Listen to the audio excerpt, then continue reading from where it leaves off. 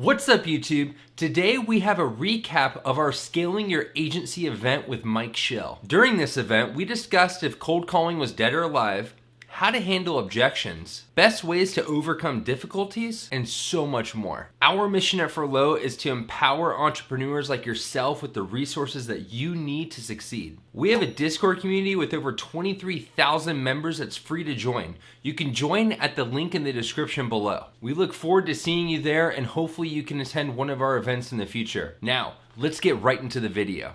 Yo, what's up, man? Mike, how's it going, brother? How you doing? Hey, we're rocking, we're rolling. I'm excited. I'm excited to be on this thing. And first things first, I want to say thanks so much for the opportunity to have a conversation on topics that are vital in the agency space. But I feel that they're vital in just the business space in and of itself. So I'm fired the hell up. It's Halloween. We're in spooky season, and we're about to bring the damn fire. So, what are your thoughts on cold calling in the agency space? Because I see a lot of this stigma, especially in the agency space, where cold emailing's dead, cold calling's dead. The only way to get leads is to run ads. What are your thoughts, man? Well, first of all, the people that say cold calling is dead and cold emails are dead are the people that don't do it right. Like I've been around some of the biggest players in the game, and those guys are on the phone all day, every single day, reaching out to new individuals, man. So cold calling ain't dead. It's just that you're dead when you make a phone call because you ain't getting no damn results, and you're not training to understand that is actually a skill set that needs to be developed. That is actually a discipline that needs to be formed. That is actually a piece of accountability that has to be part of your day to day, right? So that will get me fired up. Like that stuff. Listen, anybody who's on this thing, you got to realize that it works. It works as good as you work it. The second thing is what you tell yourself every single day. I think this, right? I'm realizing as I grow in the agency space, and I'm realizing in sports that, your mental disposition is everything as it relates to your production. It's everything as it relates to you pushing out in the marketplace or you pushing out on the field. And it's everything as it relates to the potential opportunities that you pull in. What are you telling yourself every single day? And do you have your mindset right? Like, are you in tune with you as a being? Like, do you feel that you deserve it? Are you telling yourself that it's hard? Are you telling yourself that you're going to fail? Or are you taking time out of every morning to personal develop, to get your mind in check and to get right here? Because if you ain't right here, you ain't doing anything. The third thing that I will say is the training. Listen, you can't expect to pick up the phone with zero training and get results. It's physically impossible. Like you may get a lay down. Okay. That's 1 in a million. But I'm talking about that consistent moving the ball down the field, moving the sales process down the field with intention every single conversation. You got to train on this thing every single day. You got to role play on this stuff every single day. You got to realize that this is a skill set, just like playing a sport is, man. Imagine if Tom Brady didn't practice and then just played on Sundays. Bro, he would get ran the hell over.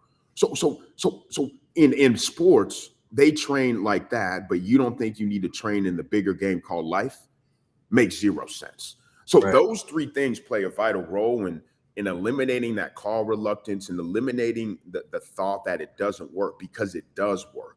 And I know it because it's worked for me. But man, it's after hundreds of thousands of hours of training and, man, hundreds of thousands of cold calls. I want to go back to the point where you said you're kind of figuring yourself out, and a lot of people don't take the time to figure themselves out.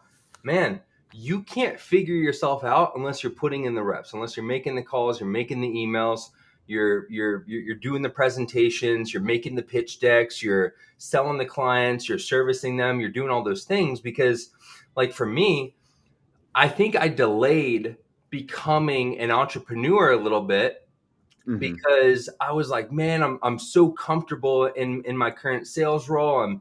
I got a great team that I'm leading. I'm putting up great numbers. I'm really secure with where I'm at. And I was like, man, I'm never going to learn how to become a business owner, agency owner, or anything like that if I don't just take that next step and put all the chips on me, right? You have to go all in on yourself. And that's why I tell people, like, you can't just halfway step out the door. You have to go all in on yourself. I mean, you have to go, you have to, you know exactly what I'm saying. Like, you just have to go full throttle. And, one of the quotes by a guy I love named Alex Ramosi, he says, when it gets tough, when it gets hard, that's where most people quit. And that's where you're supposed to be. It's supposed to be hard. You're supposed to be uncomfortable. And like, man, even as simple as just picking up a call, and who cares if you get rejected? Like, you and I, bro, we've probably made, at least between the two of us, at least over, hundreds of thousands of calls. Oh, 1,000%. I used to be a BDR for my first 2 years of sales, man. And I was just on the phone, 3, 4, 500 calls a week. This is before they had auto dialers. And for all you people saying you don't want to dial individual phone numbers, there's so much technology out there now that they didn't have back in 2015, 2016 when we started. Nothing close to what it is at now. And it's like, I got told no more times than yes. There were more people that didn't pick up than did pick up. Yeah. I mean, obviously, like, this is not going to be served on a silver platter, man. I mean, you got to go get the bag, and in order to go get the bag, you got to connect with people that got the bag. You feel me? So yeah, man, of course it's going to be hard, and of course it's going to be challenging, and of course you don't want to do it. And when you said go all in, there's levels to going all in. You may think you're going all in, and then you realize you ain't doing shit. Yeah. Like for real, like, you really may think you're going all in for a month, and then you get so accustomed to going all in at that degree that you realize there's 5 or 6 more degrees. It's like that guy where, you think you're fast and you run a 4.4, and then you get next to a guy that runs a 4.2, and you're like, God dang, like, I thought I was rolling, but he's got 4 more gears on me, and I don't even got those gears right now. Okay, let me relock in, or from a business standpoint. I had the opportunity to work alongside Grant Cardone, and that was phenomenal. And I'm sure we'll get into that at some point during this conversation. But man, I thought I worked hard. Y'all have no idea, bro.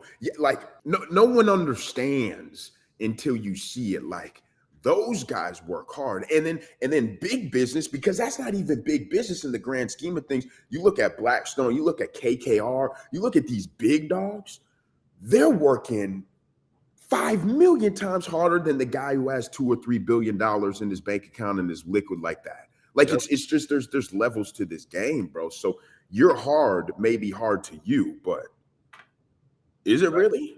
Right. And like, the thing is that people overestimate what they can achieve in a year, but they underestimate what they can achieve in a decade. My God.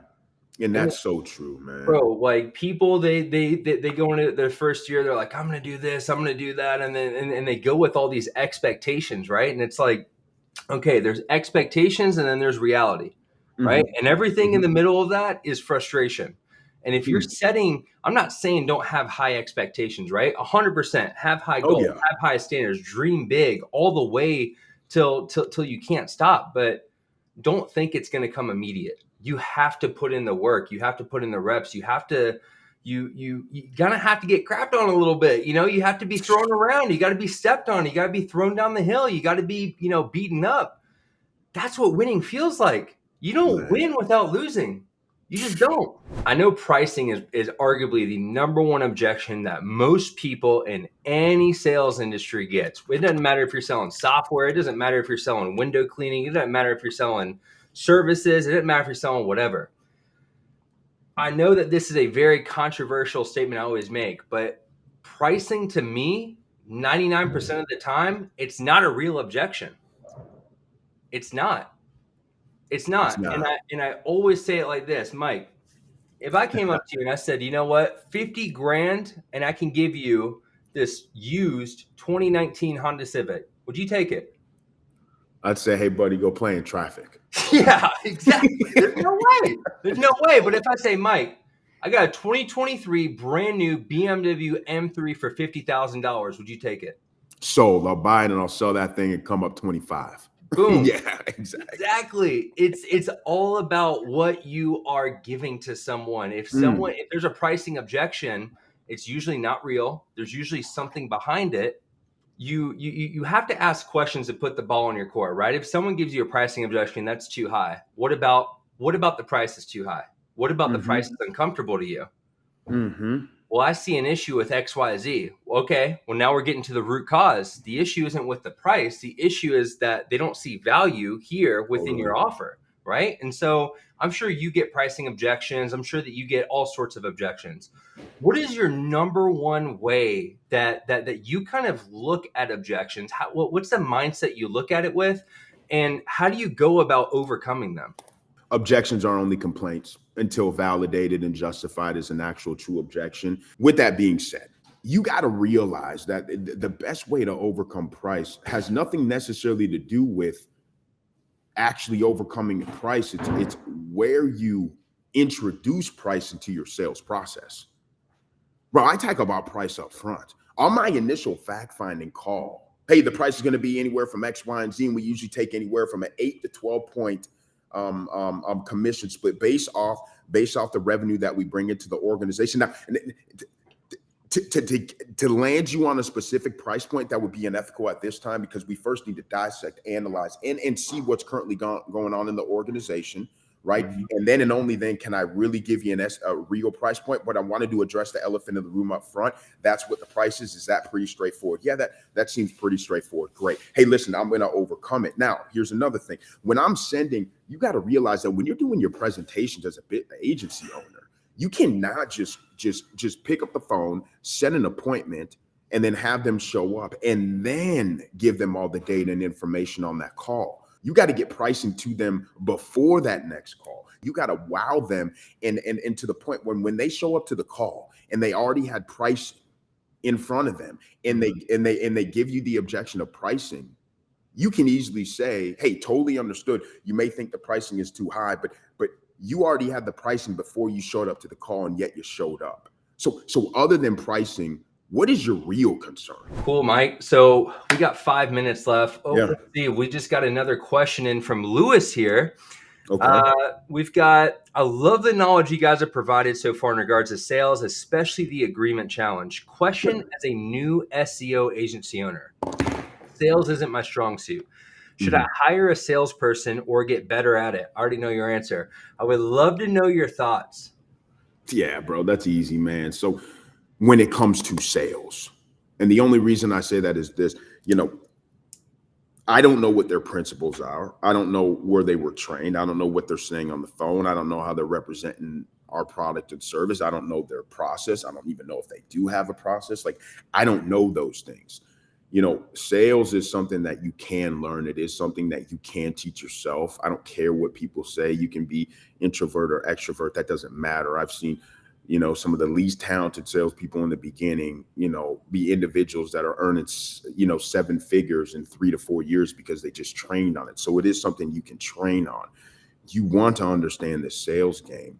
Document your processes. Understand what works. If you can't tell yourself that it's not something that you're good at, because then you're going to remain not being good at it. You got to just tell yourself, look, it's something that I need to improve. It's something I need to improve. And once you start improving it, write it out. Write out what's happening. Write out what your outreach looks like. Write out what emails you're getting traction with. Write out how your presentation is. Write out where the objections are coming. And now what you're doing is you're formulating a playbook. So then and only then do I have the ability to actually hire somebody, give them the playbook that I went through for 3, 4, 5, 6, 7, 8, 9 months. And now I have some sort of understanding and control on how they're representing my product in my service. And so that's what I would say. You can always hire a salesperson, but then when that salesperson comes to you and says, hey, Lewis, how do you overcome the objection? I'm not interested. You're still going to have to know. I love that. And there's nothing I would add to it. No one's going to be as passionate as you are about your own company. No one's going to be as passionate as you are about the servicing. No one can. What you should do as a good salesperson, as a good leader, is have other people below you, beneath you, around you, replicate who you are. You have to get them to replicate who you are. If you can't replicate people, there's a problem with your leadership abilities. First off, Mike, thank you so much for coming on here. dropping knowledge, dropping wisdom, dropping courage, dropping motivation, everything to our entire audience, man. Mike Schill, thank you so much, brother. I appreciate it.